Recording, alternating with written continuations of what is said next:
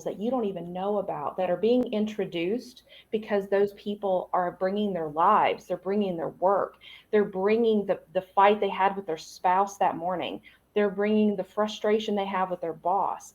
And so this community is a microcosm of everything that's outside in their world.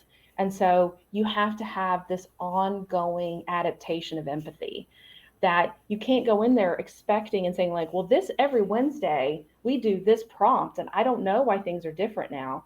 And it's because it's rote.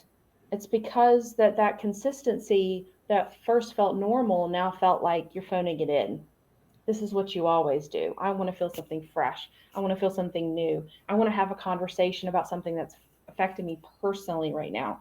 And so for me, and I know Evan's on this call, so he can back me up when I say this, I'm very protective about what needs to stay human and what needs to be automated. You need both. And it is this artful balance that is very difficult to find, but you need to make sure that there what can be automated to make things more efficient and easier, what can be automated to remove friction for both the community managers as well as the members, but also what's going to make people feel special.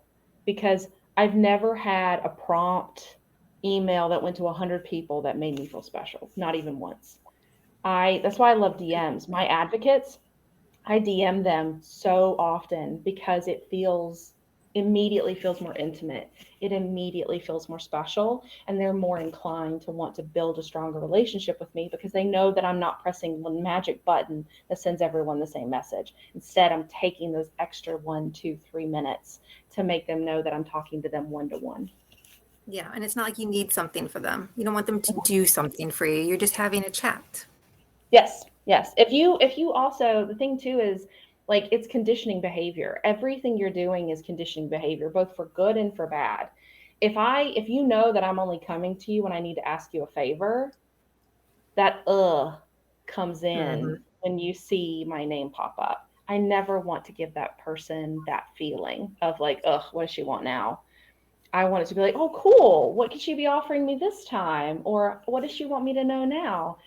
It's you are every time you're touching a member, whether it be automated or one-to-one, you are conditioning them that is how you relate to them. That's how you want to work with them. So that's why it's so important to give more than you take. You need to make sure that you're setting this precedent of, I want to provide value for you, and I'm not just putting you in this community because I want to take. Yes. And Mary, the platform kicked me out for like a minute, so I don't know if I missed something from you. I apologize.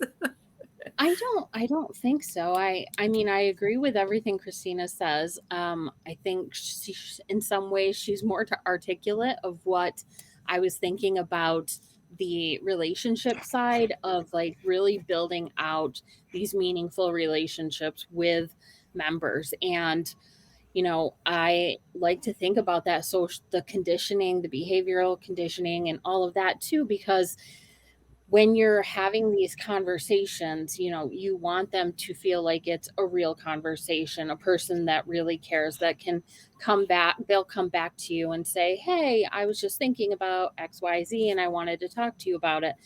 And for me in community, it's about the people. Like, I'm not worried about it being B2B or B2C or any of that, because it's people first. And well, a lot of times I see, and I get asked this all the time in interviews, is how do you scale a community if you have a lot of those relationships? And it's enabling your members to connect with each other too, because once they start doing that, I see that there are certain skills of mine that they're using to kind of replicate what I've done. And it helps the community with word of mouth. It helps the community just grow naturally and without that huge launch. So, yeah, I think that's all I have to add there. And I know that people on the talk will I need to, the kind of, where does community sit, and who, obviously two wonderful people here, but who do you hire? What kind of person are you looking for? I know that mistake gets made a lot, and we talked about it on our prep call, so I wanted to get that in. Christina? It's a tough question. I sit on the community team, which is pocketed under marketing. We have the community-led growth team at HubSpot. I'm very honored to be able to work under Evan, who's our director of community. I think I'd love to say that it should fit under community. I think community should have, like everyone says, like there should be a seat at the table. I think community is the table, because community touches everything. So that's my, if you're going to quote me, like community is the table and everyone else has a seat around it. But if that's not the case, it helps to work for an organization that is community focused and has a community mindset. HubSpot's always been community focused. It's just we usually led with the other C word, customer focused. We're incredibly customer centric and obsessed. And so it's really kind of bled into our work with the community led growth team. As far as hiring, it really depends. Like I said, strategist in my head is it depends. If you're building from scratch, you need an empathetic strategist. You need someone who can logically think about what things need to do and what needs to be in place and what are the key levers and content pillars that we're going to set up, but also have someone who is deeply empathetic and wants to make sure that they're not losing the community member when they're building that they're at the forefront of who are we doing this in mind. Then you need someone, as you're building out that team, the thing that I think a lot of people don't get enough credit for in community, because community managers get a lot, we're getting more and more love, we're getting more and more appreciation. Community ops people, I love a community ops person. Like they are priceless to me. On the call going, yes. They are priceless to me, and you don't realize it because you're so kind of like fixated on like what we're doing in the daily. But that ops person is literally the person who's keeping the ship together. Like they're making sure that like all the pieces work so that everyone else, so the strategy can be implemented. So the community managers are able to do actions that are working. When we think about those friction points, that's an ops person who's going to be able to tell you all day. If you go to that person and be like, all right, we want them to do this, but they're not doing this. What's the problem? They're going to be able to tell you, well, with this platform or the way that we're structured this, or if we're using a forum versus a chat or versus something else, they're really going to be able to help you structure and essentially architect what that community house needs to look like so it functions the way that you want, so that when your community managers are encouraging and triggering behaviors, that house makes that possible. Right. So I love a community ops person. So strategist, empathy, ops, and then this is going to sound very odd, but find the, what is it called? Dan Tyre calls us, it's the misfit toys. Yes. You need to hire a misfit toy. Misfit toys are, Dan Tyre calls me that sometimes, and it always makes me feel so special. It shouldn't make me feel special, but it does. Because the misfit toys, because they've kind of accepted that they're not the person at the cool table, that they're never gonna be the person at the cool table, they build tables for everyone else. They will be able to spot the people who are looking for their people and haven't necessarily found them. And so a good community manager, yes, they need to be able to stir things and get things going, but they also need to make the people who don't necessarily feel like they belong. And you very rarely can do that if you've been at the cool table your whole life. You don't know how to empathize with someone who doesn't know where to sit until you've been that person who doesn't know where to sit.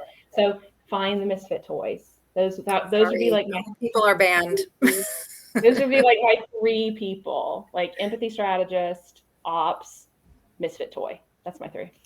Love it. Mary, what are your thoughts on this? So in a lot of the companies that I've worked, community is set in marketing or like customer success or even support.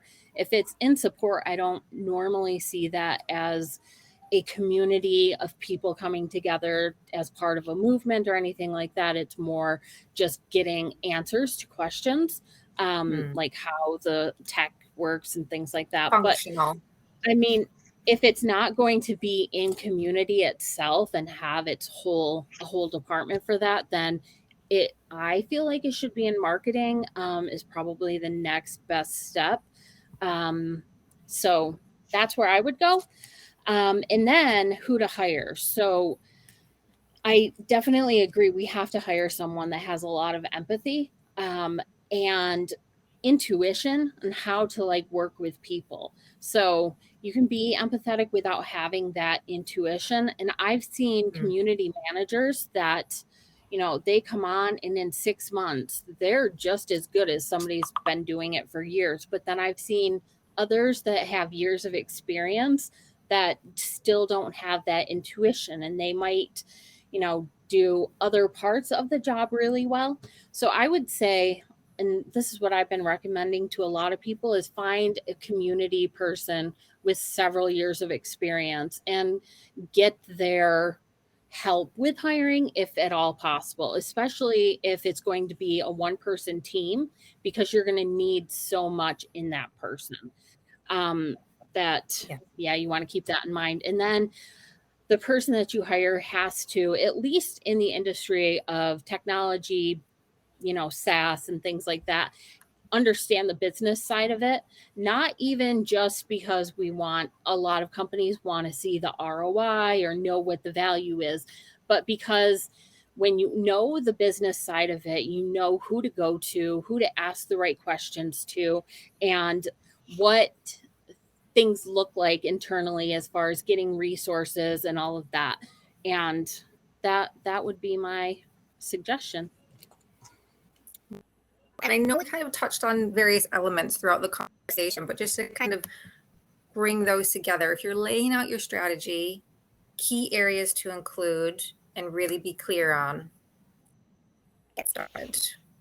Maybe kind of the top 3. Mary, I'll start with you. So my top 3 normally is going to be, what do my customers want and need, and you know, what are we working towards together?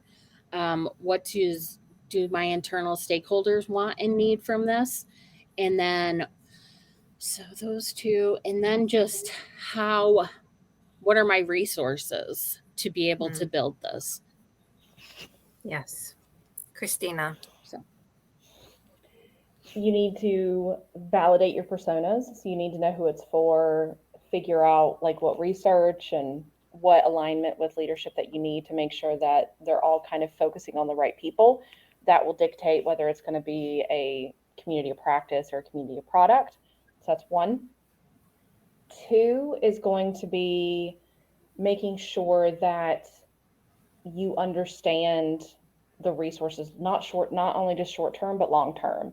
Because a great director of community, great community managers, they can give you an entire playbook of every single thing that they would want. And most of the time, leadership is going to be like, this is great. What would you cut? This Especially now. Or especially now. So be like, what would you cut? So you have to kill your darlings. So being able to prioritize and know that you're going to see all the things you could do.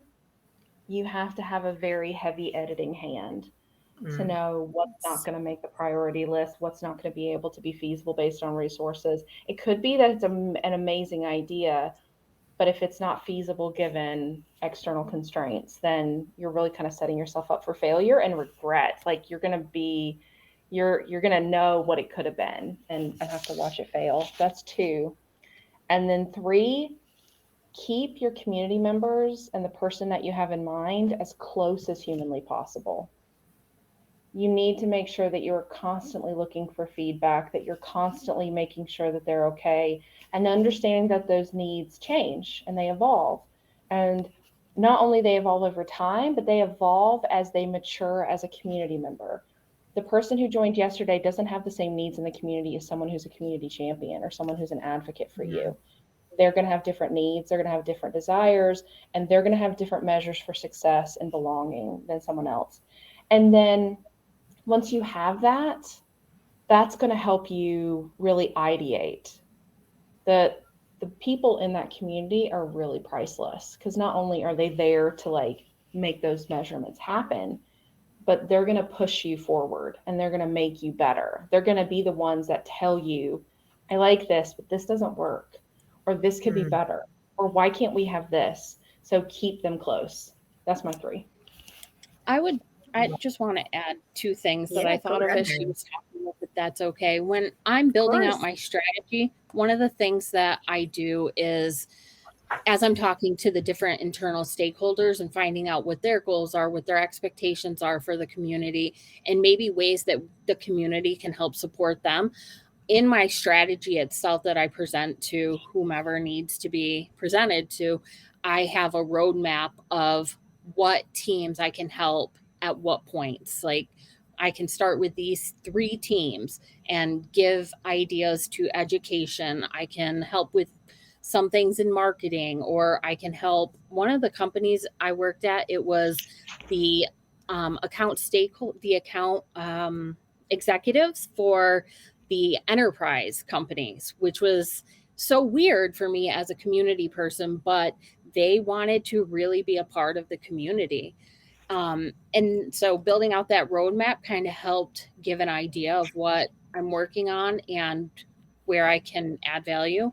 And then, like Christina says, you want to have these really close relationships with your members. And one of the ways that I do that is, and I think she does this very well, is this persona of openness, to where I'm constantly like, hey, I'd love to help you do this. This sounds like a great idea. I would love for you to come to me with any ideas, or, if you don't like something in the community, come to me and tell me, because I want to hear it. And by building that persona right from the beginning, you get back so much more from the community than if you just have a submit your suggestions button. If people can connect with you instead of some form, they're going to connect with you. So keeping that in mind has been really helpful as well. You need to champion them so they champion you. Yes. Yeah. Okay. I want to open up to some questions. I know we have Mick as well. I don't know if Paul is able to unmute himself. Bless him. He's had all the tech problems. But I know he always has a question. But anyone else have a question from Mary and or Christina? Feel free to come off mute and turn your camera on. And don't be shy, because I know some people on this call and I know you're not shy. Oh, Paul's here. Yay. Take me 40 minutes to calm down from my frustrations. I was for that, but don't apologize. You're fine. I really big tick for me. I missed of the beginning of it, and that always makes me feel like, what did I miss? How is that? Think about community and community that obviously to my clients, and what I did here was amazing. I feel like to be something that people are using as a marketing tactic these days, opposed to being genuine and wanting to be the value or the enabler of communication. Strange backgrounds, a form really gets this, and I'm sure you do. So my question really is for that will get to see this replay at some point, is you don't use this as a marketing tactic, you use it as Christina. Okay, sorry. Put them on the spot. They're having a moment. They have to think about it. A relationship accelerator. Okay. It's a relationship accelerator. You're basically saying hey, I want to know more about you. I care about you. I've done all this research about you. I've created one of the easiest ways. I know that we all talk in metaphors and community. I think about it like a house party, and the community managers are the host. So I'm going to invite specific people, and I'm going to make sure that the people who are all invited, that they're going to gel, that they're going to vibe with each other. And then I'm going to make sure that they feel wanted when they're invited, that I'm not just ugh, you want to come Friday. Then when they get there, I'm going to be really genuinely happy to see them. I'm going to make sure that they feel warm, that they feel welcome. When they get there, I'm going to tell them here's where you take your coat off. You brought a bottle of wine. That's amazing. You can just put that over here. Okay. Here's everything you need to know. There's some people watching TV over there in the backyard. They're grilling some hamburgers. You can go outside if you're hungry. We've got drinks over here. There's the bathroom over here. And if you want a quiet space, there's a space over here. And so what you're doing is you're saying, I know you well enough that I've created the space for you. And here's everything the space offers based off of what the different things you could do. Let me know if you need anything. And once everyone's there, I'm going to float. Do you need another glass of wine? Can I get you anything? Are you comfortable? Is it too hot? Is it too cold? You having fun? And that's exactly what a good Hostess with the community manager mostest. does. Yeah. Yes. And you make those people feel welcome, whether they just walked in the door or they've been there for 4 hours. And if you've ever been to a party and you weren't like the main person, you know what it feels like to not get that onboarding experience, to be like, oh, I got in the door and I don't know where anything is and no one was here to greet me. I guess I'll find my way around. And then you get there and you see the host chit-chatting with like their best friends and you're just like, oh, why am I here? It's a party is the ultimate sign of what can go right and what can go wrong in a community. So it's a relationship accelerator. You're showing you care, you're showing that you paid attention, you're showing that you want to care about them long term, and that you've created a space just for them. So that's my fill in the blank.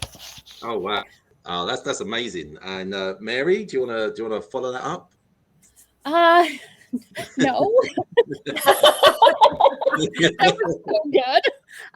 So I would say it's not a marketing thing. It's listening and building relationships and, being able to help your customer and your teams make connections. I've heard of the hostess approach, and I'm not a great hostess when I have parties, but I've always thought of community as a concierge type person where you come in and I'm like, hey, how can I help you? What are you looking for? What would make you happy? And I know the resources, the tools, the people, and I can send you to the right groups and all of that.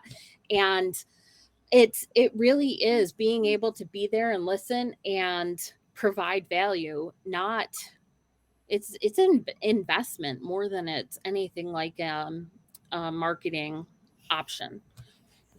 Okay. Thank you very much. Appreciate you guys answering that. Any more questions out there?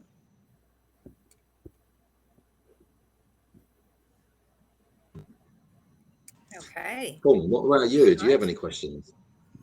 Me? Yeah, you. They answered all my questions. I've been given the questions for the last 45 minutes, Paul. Yeah. Okay. Cool. I mean, yeah. Do you want to I hand mean, over it to was Mick? really insightful. And sorry.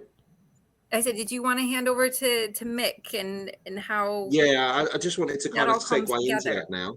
Yeah. Yeah. Hey, if I may, Paul, trying to ask a question. This is Jerome. Hi, Jerome. Hi. Let me turn on the Hey, camera. Trying to do my best. I don't know if it's working. Hi. Oh, there you are. Hello. Hello. No, I think this was a really insightful, very, very interesting. Took a lot of notes, and so I wanted to hear your thoughts. I think it feels that we talked a lot about online community, and so what would be your thought about bringing that offline, and how do we mesh the two in your experience there? I can go. So next week is Inbound, and a lot of the Hub fans have been together since we launched last year. And so we've had opportunities to like do chats and do Zoom calls and help each other and all these things. And honestly, what's been really, the pandemic was helpful in a way because so many people have fostered online relationships, and now we've gotten to a point where we're actually able to see that person in real life. And so I know I have a lot like to do during Inbound, but there's such a part of me that I'm not a hugger, but like I can't wait to hug people. And like I already know like people I'm going to be like screaming their name across the other side of the BCEC to see them, just because seeing them in person is going to feel magical to me after making these things. So I think what's happened is we've realized that you can have intimacy online and you can meet people, and because you're talking to them so often and so much, you do get to know who they are as a person. You do get to see their personality and what makes them laugh, and what they're frustrated in, and things like that. And so when you get to see them in person, then it just becomes like the final culmination of the relationship. And now we get to be friends in real life. We've just been like online friends. So I think it's very much the maturity of what you're seeing. And I think so many people are they're very starved for human connection. And so we've been able to quell it quite a bit through online, but it's still not the same. So the opportunity to be able to see somebody and be like, that's how you talk, and that's how tall you are. And it's just, it feels like an extra bonus. So I think if you foster those real relationships online to the point where, like, you know people, you see what that looks like. And I do this all the time with people I meet on Twitter. I have tons of like friends who I would do anything for, that I've literally never been in the same room with. And over the past year, we've been able to meet each other and talk, and it's been lovely. It's really felt like a gift. So I don't think there's really like a magic button for it, but if you've really fostered those relationships, then it feels like a treat when you finally get to see them in person. And that's honestly what I'm most excited about Inbound, is I want to see my Hub fans and have them in the same room. I think there's a point here as well. I mean, I come from an events background, that you have to get even extra value now, right? Because we know that we can build relationships online. We know that those can be really valuable. And if I got to get on a plane and I got to leave my kid and I got to find a babysitter and I got to stay in a hotel on a hard, lumpy bed, it better be worth it, right? So if you're building a physical experience, it has to be extra. You really have to think that through. The old world of events and seminars and what have you, they don't cut it anymore. So that has to really be rethought. Otherwise, why wouldn't we just do this? We're having a great time. And I think no, that was lovely. That was great. I think also too, that's also the needed thing for events too. Like, there's a lot of sessions, but apart from Obama's session on Friday, I am most excited about seeing these people and networking. And networking and seeing them, and finally being able to be in the same room and being able to like, and that's the thing that's kind of always been at the heart of events, but no one really never like qualified it, where like the business deals didn't happen in the networking room. They happened at the bar, like the next door. Yeah. And it's that, like, the friends you make and the fun times, you think like, yeah, that was a really great session, but I loved being able to go bowling with these people and we just had a great time, or we just had like an entire bottle of wine with the CEO of such and such. And so there's something that's always been intrinsically human about events. We just never really like put it down on paper that like that was actually where I got the most value. It's the hallway conversation. They haven't capitalized on the fun. They're like, we're having a networking break. It will be 30 minutes. You will be confined to this room. I hate that. It's like the speed dating networking. And I was like, you made all the wrong choices. So not fun, right? Where's the fun in any of this? Bring back the fun. Do you have a happy hour? Honestly, because I know a lot of you are in London. Go to a pub on trivia night. Like, you want to see people hang out, show their personality, what they know, and it doesn't feel as pressured, do that. There's going to be people who show up for that and be like, this is really cool. Especially if it's a topic they feel like they know a lot about. They will go in there with like guns blazing. It'll be awesome. I love that. And Christina, I'm at Inbound next week, so if you're around. I would love to see you. I'm so excited. That's going to be awesome. Yeah, I'm looking forward to Obama as well. So I'm in that camp. A bit jealous. And Jerome, sorry. Go ahead, Mary. I think with like these having events or your offline community, for me, it gives you the opportunity to have more experiences with someone that build that relationship deeper. And then you can take that and help them with even more different ways, like the resources, the connections, introducing them to other people. And you can use online community to kind of supplement it in between those times that you come together. So I think it helps to further relationships and just get to know people and get you even more connected. Okay, cool. Thank you for that, Mary. Guys, if there's no more questions, and might be interesting for you, Christina, I want to introduce Mick Goman from DigiKat in Australia. He's another HubSpot partner.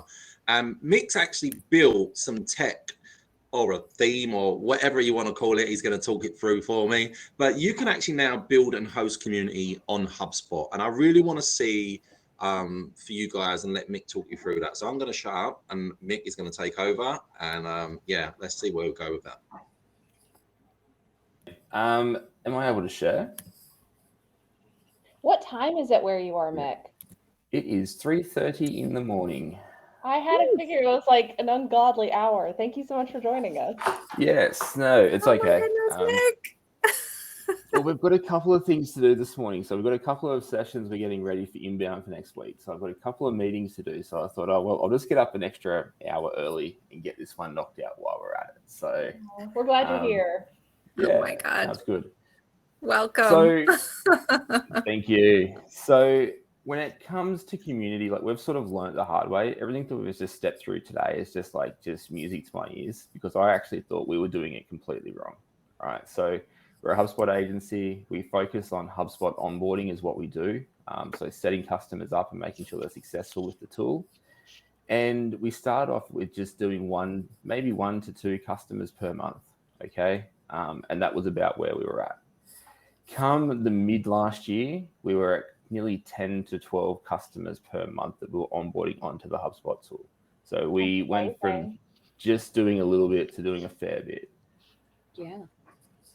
In that time, we figured out there's a few things that sort of broke really, really fast. One of them was our support network. One of them was the resources that we were giving people, and one of them was the actual collaboration that we were having with our customers. And to be honest, this is exactly what we look like. We tried doing things in Teams, we tried Slack, we tried Asana, we tried Facebook, we tried Circle, we tried building our own thing on WordPress. It just became an absolute nightmare. We had nothing in the one location, and customers were it just didn't work. So the idea of having community just wasn't working because it was too disjointed to what they were used to doing on a daily basis. So when they were working with us, they were used to jumping into our client portal. They get the resources they need. They download, they complete their forms, they do what they had to do, and then they get back out. And it just got to a point where we just didn't think it would actually make anything of it. We didn't think it'd go anywhere. And on your topic of events, we actually ran our first in-person event, and it was only a couple of weeks back, and it was based off just our current customers that are inside of our community that we've built already. So we're only talking 16 to 18 people, okay? But at that event, we sort of pitched it as a place where people could come to. We could have those end-of-year catch-ups, like end of financial year catch-ups. We could do some planning sessions. Everyone had their slots marked out on one day, and then we had like more of a group session the next day. The amount of feedback we got from being able to say, hey, I've been chatting to such and such, the marketing manager over here at another company about something that we've been talking about through our HubSpot page that we've done, and being able to then go, all right, well, I've got some really good feedback. Hey, can we do this more often? And it come down to customers were getting more value from each other than what they were really getting from us. And it's been good, but it's also made us think about how we can improve it even further. So what we did was we've built an LMS to educate them. We've got our community, and what we've got is what we call our board, which is just a notification board that allows them to be able to put things up that they're struggling with at the time. So it could be just a quick little note about what I'm struggling with, what have you guys done? And then we've actually got set communities for each of the actual, so what sales managers, marketing managers, and we've got our more or less management teams that allow everyone to join. And it just became like, before we went to what we're doing now, we were using Circle SO to be able to manage everything. If we had the single sign-on application, if we had CMS Enterprise, plus we had single sign-on, plus we had this, and plus we had that, we could make it work really, really well. But the tech just got in the way of everybody. So it would just become too hard for people to get set up. So what we sort of did was we built out a portal that looks something like this. So this is just our demo account, but we've got a nice onboarding video here, which is completely dynamic to the customer. So we're using CRM data to actually put that video in place. So what we're doing is I film a quick vidyard and it's just, hey, welcome to the group, blah, blah, blah. Step them through what those next steps are, then give them the links underneath to actually go and do those things. And at that point, we were then only giving them just resources underneath. So we're giving them how to manage your CRM, just blog post resources that we were building. And at that point, we started to realize everyone started commenting on our blog post. And they were building their own community just based off HubSpot blogs. So we sort of seen that, well, if they're going to comment in here, why don't we build something in here for them to be able to communicate internally? So what we did was we sort of put together a bit of a hack, and this is our demo community. It allows us to be able to break it up into segments, and then they can select the segment that they're more or less part of, and they're able to then go in and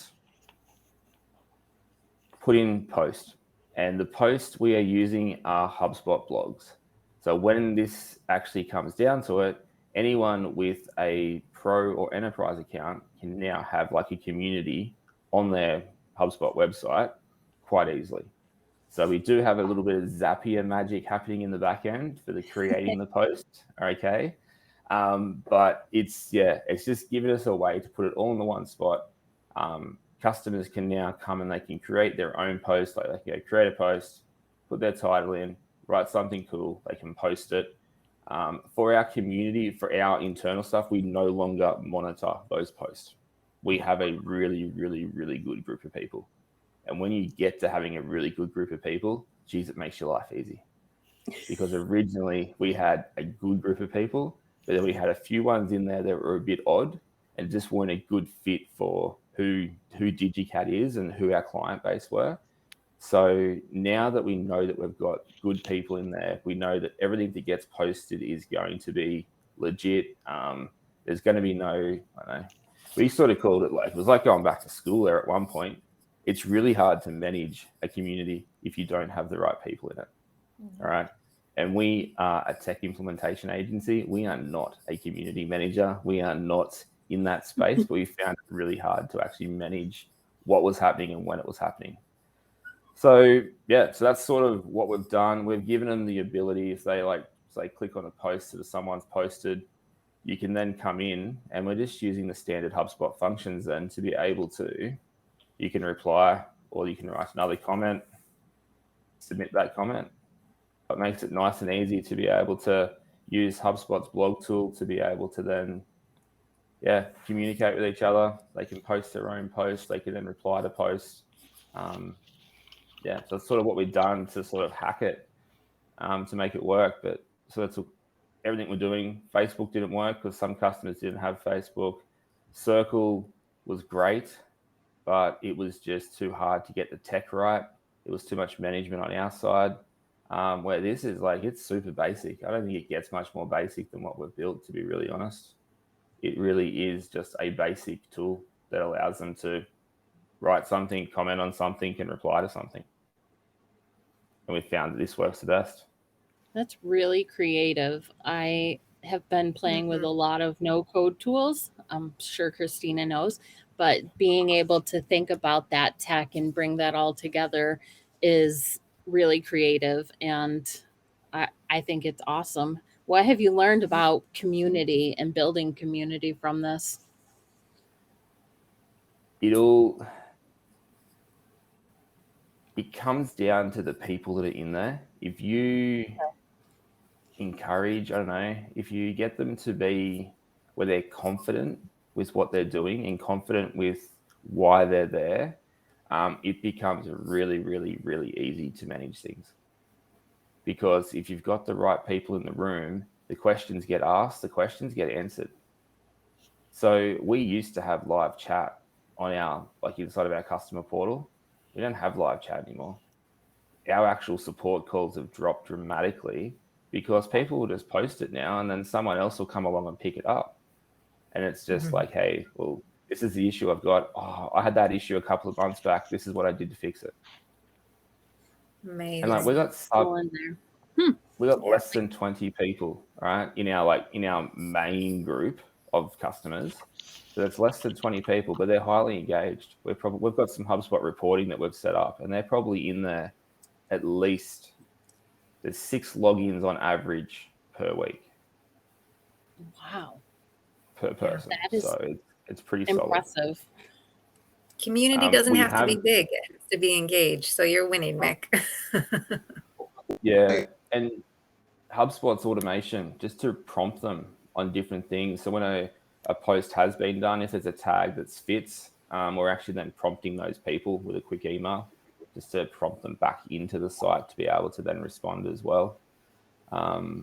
Yeah, so it's saved us. Like it costs us a lot to, like, time-wise, a lot of, I did a lot of mistakes. Facebook just didn't work for us. Some of our customers just weren't on Facebook.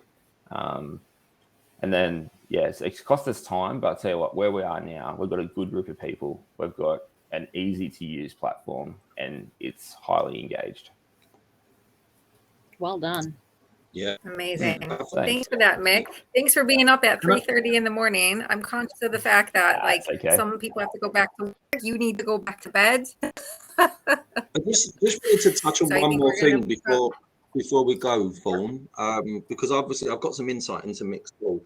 Mick, there's some other uses that you built this for as well. I know community is really relevant to today's conversation, but you kind of got an onboarding portal in there. You've got an LMS. What else is going on with this?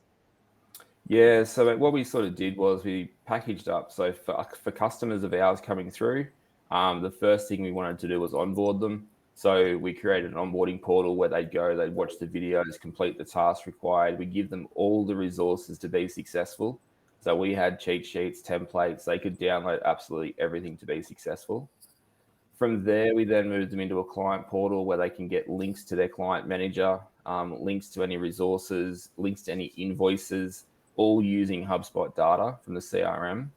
And then we sort of built out a knowledge base. We built out a resource directory where they can go and get other resources that weren't just based around the hubs that they had purchased with us. And then, like, naturally, man, like the next thing was some way that we could then have a community portal inside of there so that they could then come and no need to leave. They don't have to bounce off somewhere else. We're not having to put embeds in place to make it work. It all sat in the one location. So our learning center theme is live on the HubSpot marketplace. It's there now. You can go and download a client portal, customer portal, onboarding portal today, an LMS. This community portal is currently being tested by a handful of people, and will hopefully be available like next month. Perfect. Excellent. Nice. Thank you for that, Mick. Appreciate you No today. worries, man. I appreciate our speakers, Christina Good morning, and Mary. Christina. I was grateful to have you on. Thank you. So loved it. Loved all of that. Really, I'm sure the you guys. listeners loved it as well. Thank you So so thank much. you. This was lovely. And thank you so much for the demo, Mick. It looks awesome. It does. Yeah, thank you. All right, guys. Thanks a lot. Take care, Enjoy the rest everyone. of your day, morning, Thank evening, you. and I'll speak to you soon. Thank you. Yeah, Bye. all good. Bye. Sorry I couldn't join sooner.